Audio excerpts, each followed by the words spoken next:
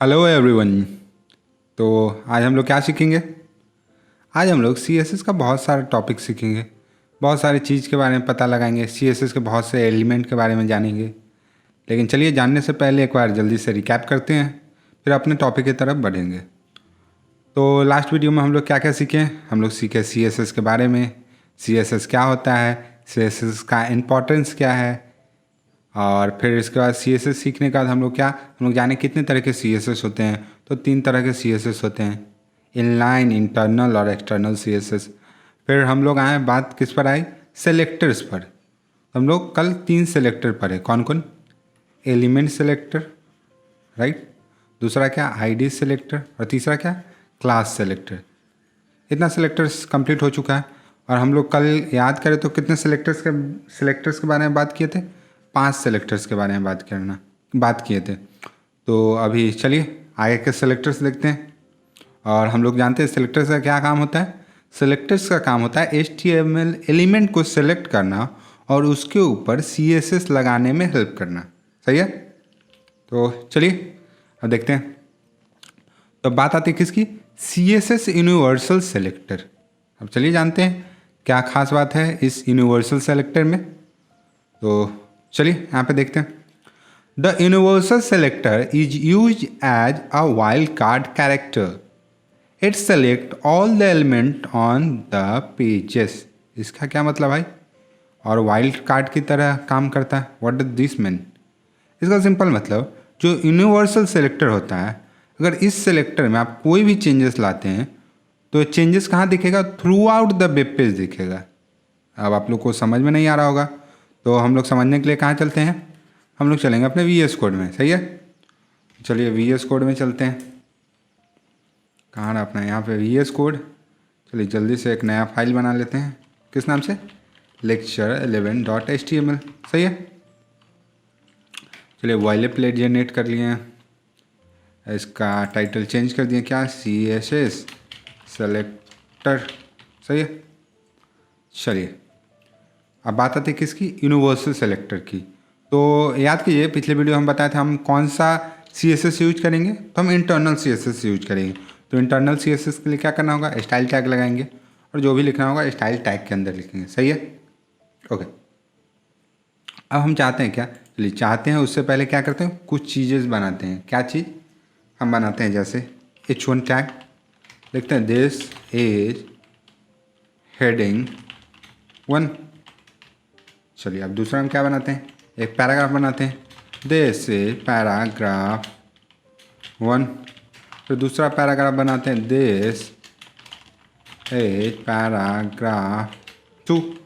अब देखिए universal selector क्या करता है, अगर हम यूनिवर्सल सिलेक्टर को यूज करें और उसके अंदर कुछ चेंजेस या कुछ CSS लिखें, ये चेंजेस कहाँ रिफ्लेक्ट होगी? पूरा वेब पेज के अंदर रिफ्लेक्ट होगी। जैसे देखिए अभी इसका आउटपुट देखते हैं क्या है।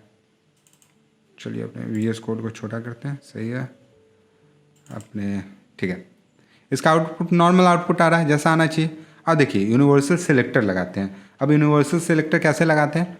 तो अगर याद कीजिए हम लोग ID सेलेक्टर के लिए क्या यूज करते थे? हम लोग हैश सिंबल का यूज करते थे। क्लास के लिए डॉट का यूज करते हैं।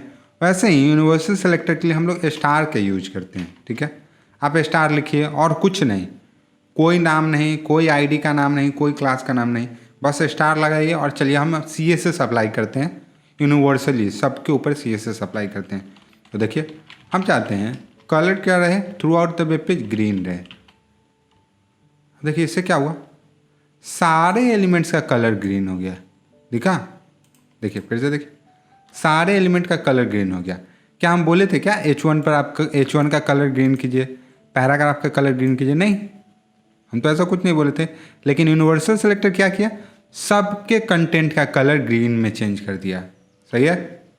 इसको दूसरा कलर लेते हैं, ब्लू कर लेते हैं। ब्लू ग्रीन क्या है भाई?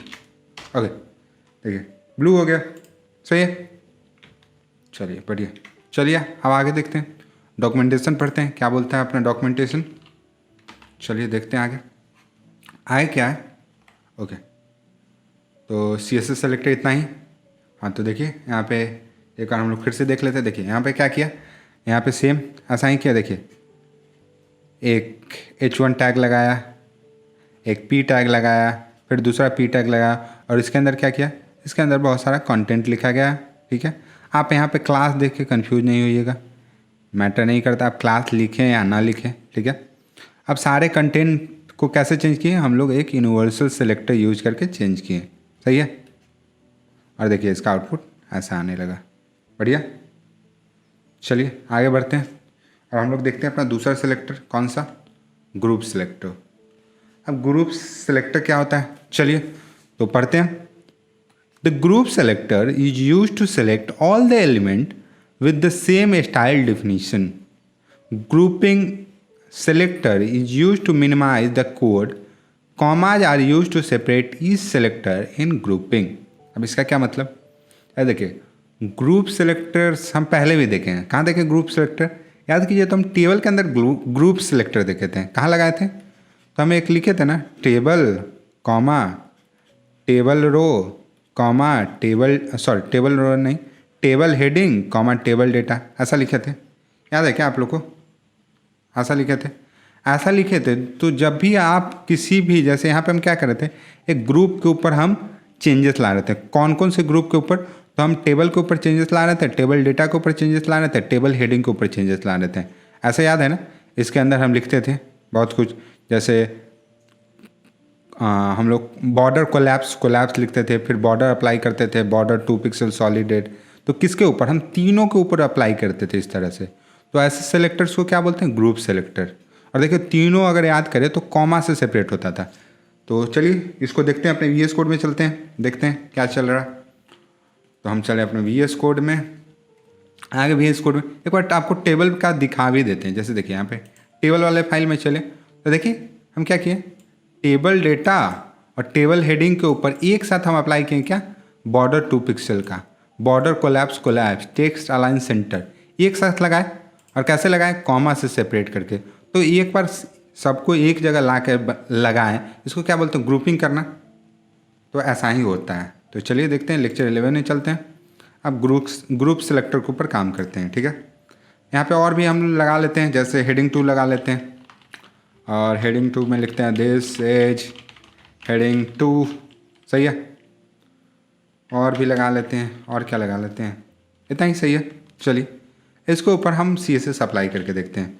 तो इसके ऊपर अच्छा ग्रुप आप किस तरह से कर सकते हैं, तो देखिए आप ग्रुप दो चीज़ को ग्रुप कर सकते, दो नहीं मतलब हर एक चीज़ को ग्रुप कर सकते हैं। जैसे देखिए अभी फ़िलहाल के लिए हम एलिमेंट को ग्रुप करते हैं, जैसे H1, P। इसके ऊपर आप क्या कीजिए, कलर को क्या सेट कीजिए, कलर को आप रेड सेट कीजिए। अभी क्या कर रहे हैं, एलिमेंट को ग्रुप कर रहे हैं। चलिए इसका आउटपुट देखते हैं, क्रोम को अपने बगल में लाते हैं। देखिए इससे क्या हुआ, पहला क्या H1 के ऊपर आ गया अपना रेड कलर, और दूसरा क्या है पैराग्राफ के ऊपर आ गया रेड कलर। दो पैराग्राफ था, दोनों के ऊपर आ गया रेड कलर। लेकिन हम चाहते किसी पर्टिकुलर पैराग्राफ पर आए, तो उसके लिए क्या करेंगे, ID लगाएंगे, लिखेंगे H1, यहाँ पे लगा सकते, यहाँ पे नंबर दे सकते हैं, ऐसा लिख सकते हैं ID, कोई इशू नहीं। दूसरा क्या करते हैं, ID लगाते हैं और इसको क्या देते हैं, पैरा1। सही है, अब हम चाहते हैं सिर्फ H1 और पैरा1 पर रेड कलर रिफ्लेक्ट हो, तो इसको कैसे ग्रुप करेंगे, सिंपल, यहाँ पे ID लगाए हैं तो इसके आगे हैज लगा देते हैं, हैज H1। दूसरा क्या है, हैज पैरा, देखिए हैज पैरा, ओके, हैज पैरा1, हैज पैरा नहीं, देखिए हैज पैरा1 नाम है, देखा, अब देख रहे हैं दोनों जगह आ गया चेंज। इस तरह से आप क्लास को भी ग्रुप कर सकते हैं। सही है ना, ऐसा देखिए यहाँ पे क्या है, हम H2 के ऊपर क्लास लगाते हैं, हम चाहते हैं H2 भी रेड कलर में हो। ठीक है, तो क्लास लगाने के लिए क्या करेंगे, हम क्लास एट्रीब्यूट लिखेंगे, इससे हमको एमिट ला के दे देगा इसका सिंटैक्स। और यहाँ पे लिखते हैं, क्या लिखते हैं, हेडिंग 2। सही है, हम नेम कन्वेंशन से हेडिंग लिख देते हैं। अब क्या होगा, यहाँ पे कॉमा लगा के डॉट लगाइए और तब हेडिंग 2 लिखिए। अब डॉट क्यों लगाएंगे, क्योंकि हमको पता है क्लास को रिप्रेजेंट करने के लिए हम डॉट से स्टार्ट करते हैं। ठीक है, तो बहुत कुछ क्लियर हुआ, अच्छा लगा। अब देखिए ग्रुप सेलेक्टर का कहाँ काम आएगा, तो देखिए बहुत जगह ऐसा सिचुएशन आ जाएगा जहाँ पे हम चाहेंगे मल्टीपल एलिमेंट्स के ऊपर सेम चीज़ रिफ्लेक्ट करे, सेम CSS प्रॉपर्टी रिफ्लेक्ट करे। उस केस में हम क्या करेंगे, उस केस में ग्रुपिंग का यूज कर लेंगे। इससे क्या होगा, इससे कोड बचेगा, कोड लिखने का लाइन्स बचेगा। इसको बिना ग्रुप सेलेक्टर कैसे लिख सकते थे, बहुत लेंजी हो जाता है। कैसे लिखते हैं? हम पहले लिखते हैं इसको, थोड़ी देर के लिए कमेंट आउट करते हैं। ओके भाई कमेंट आउट हो जा। ओके, और देखिए इसमें कमेंट करने का सिंटैक्स कुछ और है, देख रहे हैं? फ्रंट स्लैश स्टार, फिर फ्रंट स्लैश, और शॉर्टकट तो आप जानते ही हैं, कंट्रोल और क्वेश्चन मार्क। सही है। तो इसको बिना ग्रुप सेलेक्टर का यूज करके देखते हैं। तो इसके लिए क्या करना होगा, हम अगर चाहते हैं हेडिंग और पैरा 1 और क्लास H2 के ऊपर चेंजेस रिफ्लेक्ट हो, सेम चेंजेस रिफ्लेक्ट हो, तो कैसे करेंगे? जैसे देखिए यहाँ पे हमको क्या करना होगा, H1 लिखना पड़ता है ऐसे, फिर लिखते हैं कलर रेड। सही है। फिर नीचे आते हैं, फिर क्या लिखते हैं, हैज पैरा 1, फिर क्या लिखते हैं, कलर और फिर रेड। फिर क्या करते हैं, फिर नीचे आते हैं, फिर लिखते हैं डॉट, क्या था, H2 और फिर कलर रेड। देख रहे हैं कितना परेशानी होता, और सिंपल कितना इजीली हम यहाँ पे 2 लाइंस में लिख दिए, और यही लिखने के लिए इतना परेशानी उठाना पड़ा। तो होपफुली आप लोग को अब ग्रुप सेलेक्टर समझ में आ गया होगा, और कभी भी ग्रुप सेलेक्टर में आप लोग को प्रॉब्लम नहीं होगा। सही है। आप बहुत सारे प्रॉपर्टी लगा सकते हैं। जैसे देखिए यहाँ पे इस अगर पीपीटी में देखें तो इसमें क्या है, पहला क्या लगाया प्रॉपर्टी, पहला है कलर को ग्रीन किया, दूसरा प्रॉपर्टी क्या लगाया, टेक्स्ट को सेंटर किया, टेक्स्ट अलाइन और सेंटर किया। आप जो भी प्रॉपर्टी चाहते हैं आप लगा सकते हैं। सही है। चलिए ग्रुप सेलेक्टर क्लियर हो गया। अब हम आगे बढ़ते हैं। हम आगे आते हैं क्या, स्यूडो सेलेक्टर। अब देखिए स्यूडो सेलेक्टर जो है ना, स्यूडो क्लास सेलेक्टर, बहुत ही इंटरेस्टिंग है। अब भैया इंटरेस्टिंग क्यों है, अभी देखेंगे। देखिए पढ़ते हैं थोड़ा सा। A pseudo class is use to define a special state of element. अब बात आती है भैया स्पेशल स्टेट क्या होता है, अभी बताते हैं, थोड़ा सा पेशेंस रखिए। चलिए जैसे देखिए स्पेशल स्टेट के बारे में जानते हैं। If a link is visited change it colour to red. मतलब जैसे आप एक एंकर टैग लगाएं, ठीक है, और यहाँ पे जैसे फेसबुक है, और फेसबुक है, इसके अंदर HRF के अंदर यहाँ पे एड्रेस डाला हुआ है। सही है। अब जैसे ही आप फेसबुक पर क्लिक किए, एक बार जैसे ही आप क्लिक कर दिए फेसबुक पर, तो क्या हो, फेसबुक का आप कलर इसको रेड में चेंज कर दो। नॉर्मली ब्लैक रहता है, अब क्लिक होने के बाद रेड में चेंज कर दो। तो ऐसा चीज़ किसके हेल्प से कर सकते हैं, स्यूडो क्लास सेलेक्टर का यूज करके कर सकते हैं। जैसे देखिए if be hover over any element it get transformed. जैसे देखिए एक हम बटन बनाएं, सबमिट बटन, ठीक है, एक सबमिट बटन बनाएं, तो जैसे ही इसके ऊपर हम माउस लाएं, क्या हो, सबमिट बटन का कलर ग्रीन हो जाए, या सबमिट बटन का साइज बड़ा हो जाए, साइज इन्हांस कर जाए। तो ऐसा किसका यूज करके कर सकते हैं, हम स्यूडो क्लास सेलेक्टर का यूज करके कर सकते हैं। अब बात आती है स्यूडो क्लास सेलेक्टर काम कैसे करता है, तो चलिए अभी देखते हैं। ओके चलिए कहाँ चलते हैं, चलते हैं अपने VS कोड में। हम आए हैं अपने VS कोड में। ओके अब स्यूडो क्लास सेलेक्टर हम यहाँ पे भी लगा सकते हैं, आपको दिखना है। चलिए दिखाते हैं स्यूडो क्लास सेलेक्टर कैसे लगाते हैं। हम चाहते हैं अपना स्यूडो क्लास सेलेक्टर किसके ऊपर लगे, पैरा के ऊपर लगे, ठीक है। अब देखिए हम यहाँ पे लिखिए क्या, हैज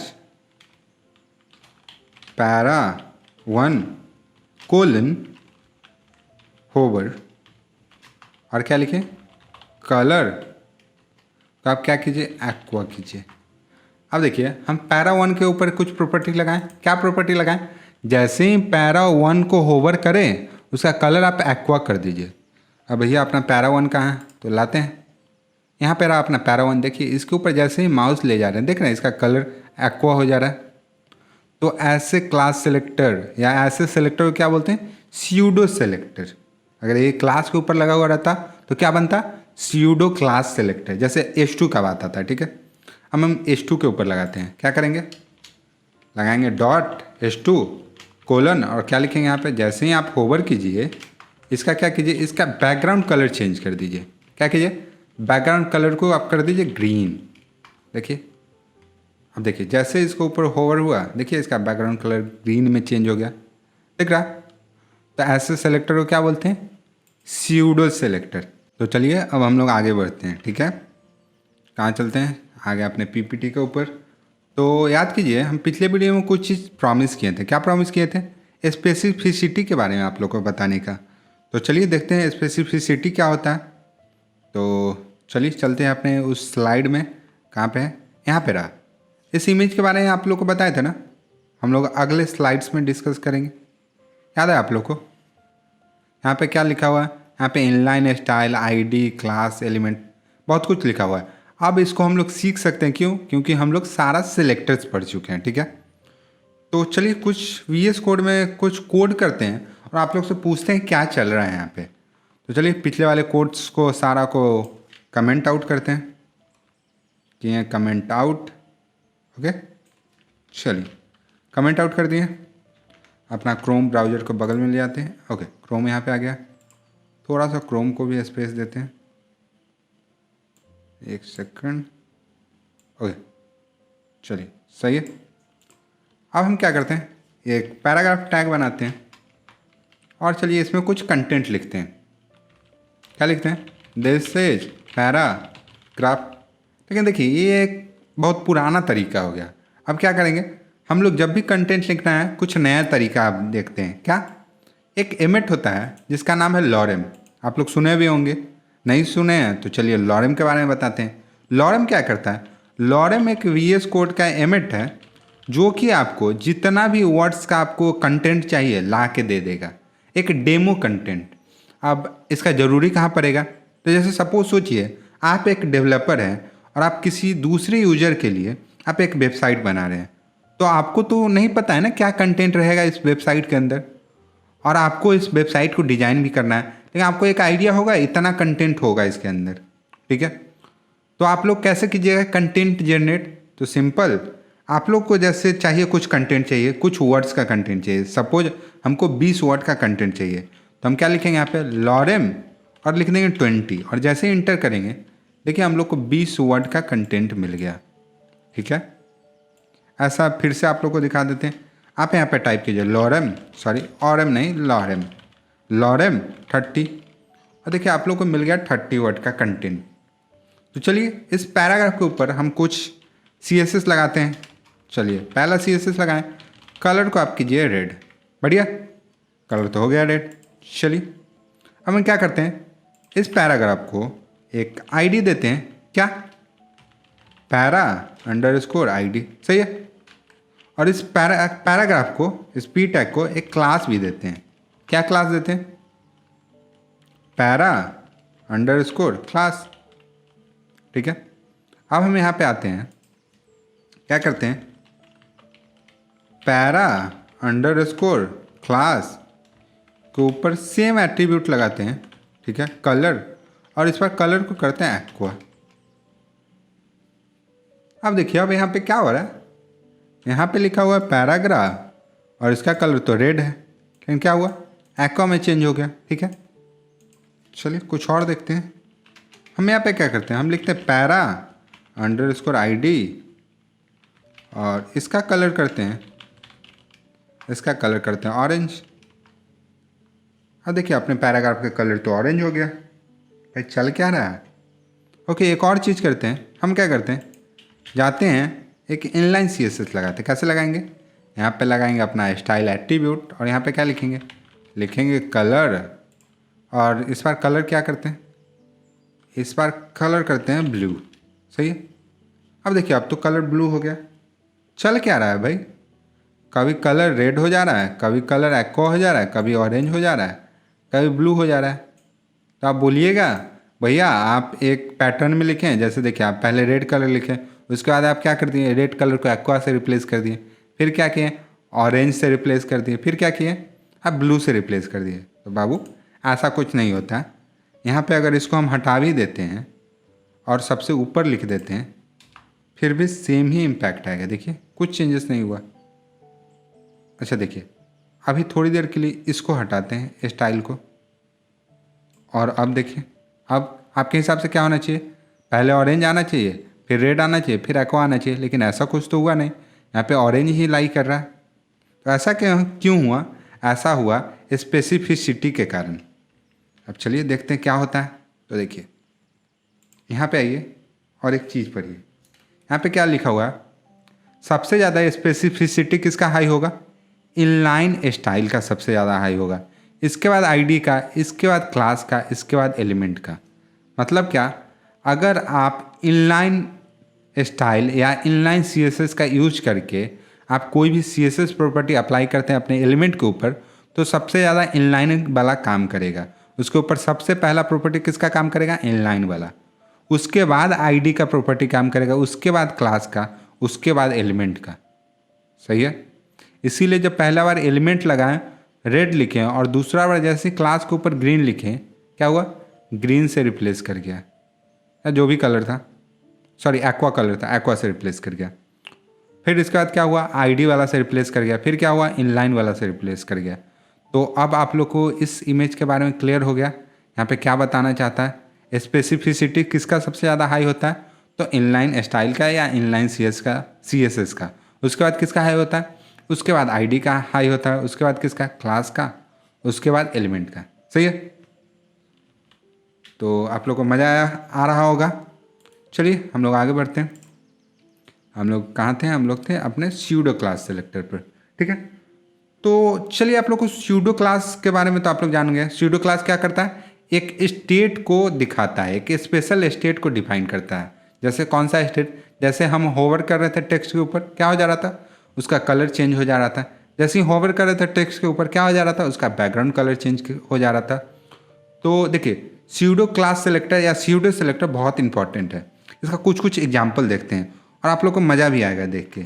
चलिए हम लोग चलते हैं अपने क्रोम ब्राउजर के ऊपर और देखिए पहला एग्जाम्पल देखिए। देखिए बल्ब अभी ऑफ है ना, और देखिए जैसे ही हम पॉइंटर को कर्सर को अंदर लाएं बल्ब ऑन हो गया। देखिए बल्ब ऑन हो गया। ऐसा क्यों हो रहा है? ऐसा इसीलिए हो रहा है क्योंकि इसके ऊपर एक स्यूडो सेलेक्टर लगाया गया है। अब आप बोलिएगा भैया हम लोग को भी सिखाया गया ऐसा बल्ब बनाने का, तो सिखाएंगे। थोड़ा सा टाइम दीजिए, कुछ टॉपिक और कवर करने दीजिए, फिर सारे प्रोजेक्ट करेंगे और बहुत सारा प्रोजेक्ट करेंगे। जो through out this web development के कोर्स में हम 30 से 40 प्रोजेक्ट्स बनाएंगे। ठीक है, जो कि हमारे CV को बहुत ज़्यादा अट्रैक्टिव और बहुत ज़्यादा इंटरेस्टिंग बना देगा। जो एक बार इंटरव्यूअर आपका CV देखा और आपको सिलेक्शन मिल गया। सही है। चलिए अब दूसरा हम देखते हैं इसका एग्जाम्पल स्यूडो क्लास सेलेक्टर का। देखिए जैसे ही हम यहाँ पे क्या है, एक पीरियोडिक टेबल नाम का एक प्रोजेक्ट है अपना। इस पीरियोडिक टेबल में आपको एक पीरियोडिक टेबल दिख रहा है। सही है।